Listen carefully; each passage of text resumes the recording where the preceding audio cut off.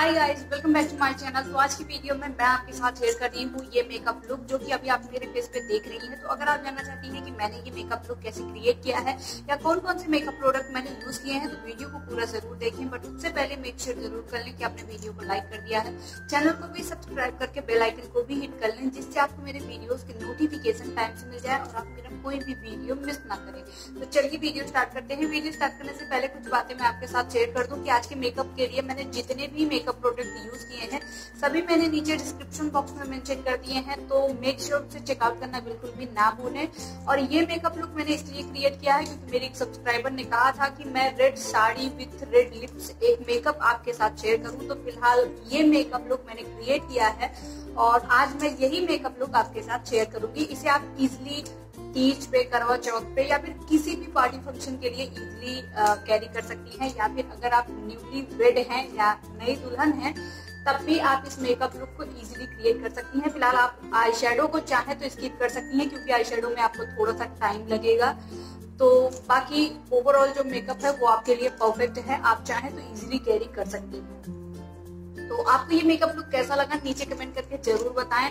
और फिलहाल एक लाइक जरूर करते हैं साड़ी के लिए क्योंकि मुझे साड़ी पहनने में आज काफी टाइम लग गया, तो एक लाइक तो बनता है। तो आई थिंक मैंने सारी बातें क्लियर कर दी हूँ। स्टार्ट करते हैं हमारे वीडियो को।